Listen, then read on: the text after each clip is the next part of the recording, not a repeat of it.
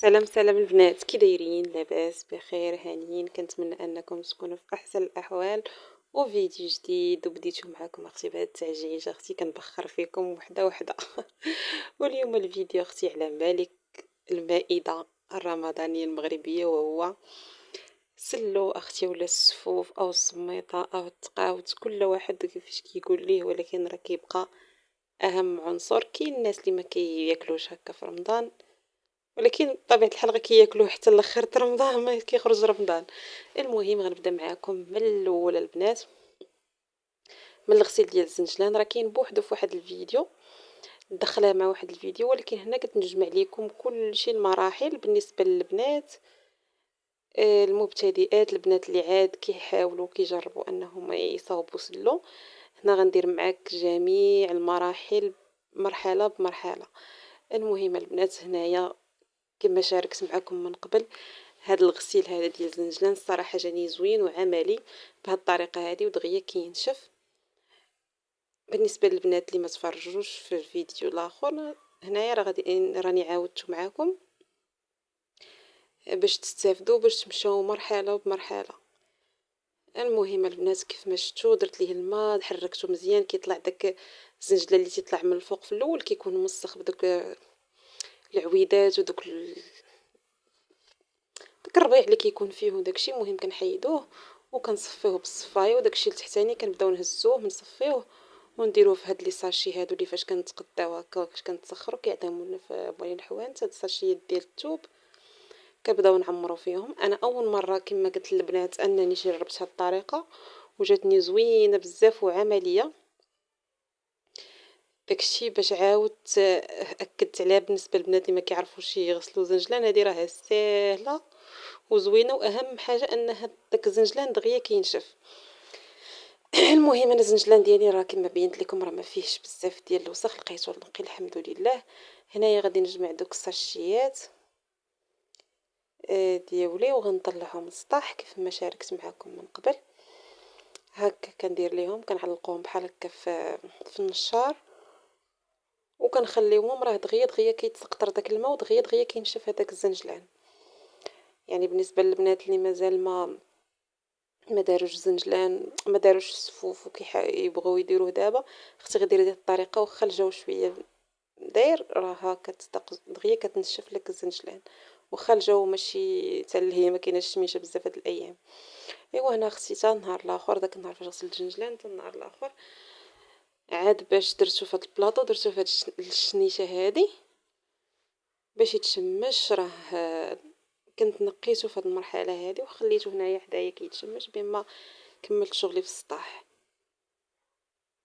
اول البنات بالنسبه للتحمار ديال الزنجلان، كيف ما قلت لكم من قبل كديروه في كتسرحيه هكا في اللاطه وكتنقصي عليه العافيه ديال الفران وكتخليه كيتحمر على خاطره باش كيطيب من الداخل لبرا، ماشي العكس، يتحرق لك من برا ويبقى لك خضر من الداخل. فهمتوني البنات؟ وهذا الشيء بالنسبه لكاع المكسرات وبالنسبه لكاع المكونات كنقصوا عليهم العافيه وكنخليهم كيتحمروا مزيان مزيان على خاطرهم، حيت هذا هو البنات هو السر ديال البنه ديال السلو ولا السفوف. السر في التحمار ديال المكونات باش كيجي داك السفوف بنين. المهم كما قلت لكم كتنقصي عليه البوطه وكتخليه كيتحمر وكتحركيه مره مره، كتحلي عليه كتحركيه باش يطلع داك الفوق لتحت والتحت الفوق، وكيتحمري هكا في الفوق بلا ما كتحتاجي انك تهبطيه لتحت العافيه. بالنسبه للناس اللي عندهم سميتو هذا ديال الغاز والكاوكاو حتى هو درت ليه نفس الطريقه. هاني كيفاش كنوري لكم راه محمر من الداخل. راه فاش كتحلي هكا الكاوكاو ما كتلقايهاش هكا محروقه من الفوق والداخل ديالها ابيض، فهمتوني؟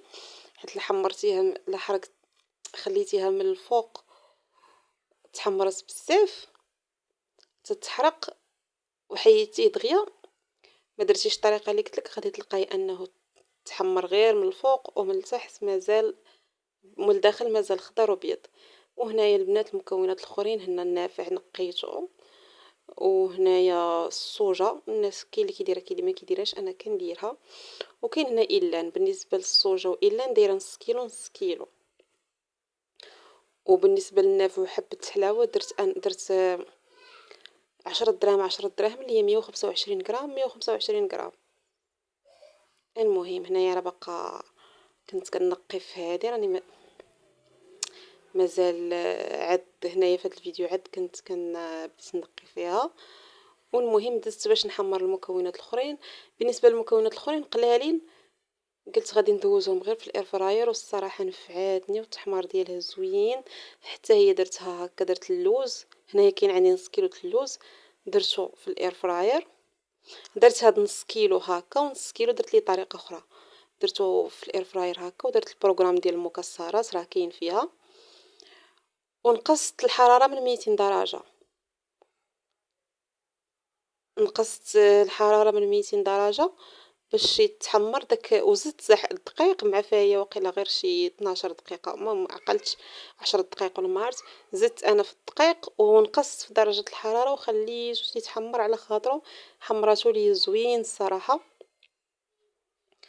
في هادشي القليل اللي عندي فيه غير قليل كله دوزته في الاير فراير. حمراتو ليا غزال. بالنسبه للصوجه حتى هي درت ليها نفس القضيه. هاني حليتها معاكم. الصوجه حتى هي البنات عندك وديرها بكم، هي كتحمر وانت كتقلبي فيها حقاش من الفوق كتبقى بيضه ومن الداخل كتكون تحمرات، فهمتوني؟ القشره ديالها كتبقى بيضه ومن الداخل كتكون تحمرات. هنايا اللوز كنوريكم التحمار اللي درت ليا الاير فراير حتى هو جا غزال، جا مقرمش وجا طايب كامل من الداخل. ودرت الا حتى هو بقى غادي ندخلو دابا الاير فراير حتى هو باش يتحمر بنفس القضيه. كنطلع نزيد في الدقيق وكنهبط في درجه الحراره وكنخليهم كيتحمروا مره مره. بطبيعه الحال كنحرك مره مره، كنطل كنراقب حتى كيتحمروا ليا المكونات. انا راه كنوريكم في اللوز حقاش كاينين شي لقطات تصوروا مضببين. هنا كنوريكم مزيان كيفاش دارت ليه التحمار. الصراحه التحمار ديالها زوين ونفعتني كيف ما قلت لكم في هادشي اللي عندي غير قليل. وهنا اختي كان جاب ليا مول الدار واحد الدراع، اختي دراع هذاك ديال البقوله. صراحه تشهيناها ايوا حتى نسالي ليها وغادي نديرها نصاوبها. المهم هنايا جمعت حبه حلاوه وجمعت إلان وزدت عليهم واحد الخمسه ديال الحبات ديال الباديانات. انا غير زدتها مع تعزز داك المذاق ديال حبه حلاوه. ايوا وغير صهدتهم، هادو كيبغوا غير يتصهدوا البنات بلا ما تحمروهم يصهدوهم. واللي بديرها في الفران حتى تكمل تحمار وطفي الفران كاع نهائيا وعاد دير هادوك حبه حلاوه والنافع غير يتصهدوا واحد شويه وصافي. وهنا كنوريكم راني كملت التحمار ديال دوك المكونات الاخرين كاملين وصافي البنات. من بعد دزت الطحين. هادشي راه ما كانش اختي باش نكون واقعيه معاك، راه ما كانش في نهار واحد، راه كان على ايام وعلى دفعات حقاش كان عندي بزاف ما يدار ومع الوليدات وداكشي درتو على دفعات. هنا اختي درت انايا تحمرت الطحين. هنا محمر غادي يكون شي 2 كيلو ونص على داك كيلو ديال ما بين إلان وما بين الصوجه. صافي الله يجعل البركه. هنا كنوريكم انكم فاش تحمروا الدقيق وتغربلوه راه كتحيدوا هذاك الشيء اللي كيبقى في الغربال كتحيدوا، يعني ما تماكوش وتغربلوه صافي هذاك كيتحيد. انا حمرته غير في الكوكوط الصراحه كتحمروا زوين. وهنا البنات راه كنت طحنت كلشي داكشي اللي غيتطحن. وانا راه ما كنديرش مثلا الزنجلان كنطحنو حتى كيطلق الزيت ديالو ولا اللوز ولا الكركاع، لا كنهرمشهم كيعجبني هكا كيجي زوين. المهم هنايا عندي داك الطحين، عندي هنايا الصوجه وإلان، عندي اللوز مقلي. صراحه انا سلقته خويت عليه الماء طايب فسختو وخليته فاش نشف درت عليه زويته عاديه ودخلته للاير فراير جا فن. هنايا عندي زنجلان تقريبا الربع ديالو ما مطحونش وما تبقى مطحون. هنايا اللوز اللي كنت حمرت عادي في الاير فراير. هنا الكاوكاو، هنا اللوز اللي درت ليه الزيت اللي فسخ ودرت ليه الزيت. وهنايا عندي زيت البلديه. انا كنخلط بزيت البلديه، البنات اللي بغات تخلط بالزبده تخلط بها، انا كتعجبني الزيت البلديه احسن. المهم وبطبيعه الحال السكر انا كنشد سنيده وكنطحنها، ما كيعجبنيش نخلطو بالسكر كلاصي داك اللي منيل بزاف، كيعجبني نشد سنيده ونطحنها ونخدم بها. واخا راه دارت لي واحد عذباتني شويه في الاخر ولكن ماشي مشكل كتجي احسن من سكر كلاصي. هنا خديت اختي واحد البانيو موين شويه، درت فيه داك الدقيق، درت فيه داك الزنجلان، درت فيه هذا الصوجا وايلان، درت هنايا الناف حبه حلاوه وداك الباديان، اللوز المحمر العادي، هنايا الكاوكاو حتى هو اللي حمرت، وهنايا اللوز اللي قلت لكم درت ليه الزيت ودرتو في سميتها في الاير فراير. وهنايا واحد 3 المعالق كبارين ديال القرفه اختي باش ما يضرناش في كرشنا. ضروري البنات من القرفه. اللي كتبغي دير الكوزه والمسكه ديرها، انا راه غير هذا المسكه ما كنلقاش اختي مسكه حره اللي هي حره ديال بصح، صافي كنخاف منها، كنقول بلاش ما زيده ما ناقصه. ولكن اللي عندها حره وعارفاها فهمتي تايقه انها حره حره ديرها. الكوزه اختي ما كنبغيش نديرها، اللي كتبغي ديرها ديرها. المهم هاد الطريقه، هاد المرحله هذه حتى هي البنات مهمه. كنخلطوا النواشف مزيان مزيان، ماشي كنجيو نخويو كنخلطوا غير شويه ونديروا الزيت ولا نديروا الزبده، لا، كنبداو كنخلطوا مزيان مزيان في النواشف حتى كيدخلوا لينا النواشف بعدا في بعضياتهم. فهمتوا البنات؟ باش يدخل لينا داك الدقيق ودوك المكونات كاملين يدخلوا في بعضياتهم. هنا اختي غادي نزيد هذيك السنيده اللي طحنت. عرفتوا البنات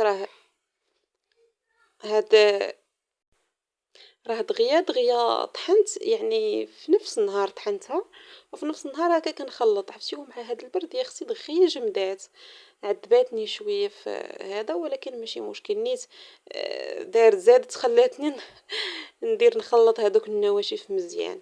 المهم كتبقاي مع ديك النواشف ديالك تتبقاي حتى تيدخلوا دوك السنيده كتدخل. انا ما كنبغيش البنات ندير العسل. العسل كيقصح مع المده، وباخص دابا الحال بارد كيقصح. فهمتوا؟ غادي يقصح لك ولا غير يحجر يقصح سلوله غادي يحجروا هكا، يعني ما كاينلاش. ما كنبغيش ندير الصراحه العسل على هذا السبب هذا. كنكتفي قلت لكم غير بهاد السنيده هذه كنطحنها في مولينيكس وكنديرها. السكر كلاصي هذاك اللي كيتباع وكيكون منيل بزاف ما كيعجبنيش، كيف ما قلت لكم في الصفوف كتعجبني هاد الطريقه هذه. واخا هاد المره هادي عذباتني شويه حقاش كما قلت لكم دغيا يا اختي برد ودغيا تجمد. المهم ما علينا، راه بقيت معاه حتى صافي كله باش ما يبقاش ديك خفت لا مثلا نخلي شي حاجه وتبقى تحسي بها بحال هكا في الماكله. المهم بقيت معاه ودوك النواشف تنيت تدخلوا مزيان في بعضياتهم. وهنايا غادي نزيد الزيت. في الاول درت ايطرو كامل ديال الزيت. المهم هنايا راه هزت ليا ايطرو ونص.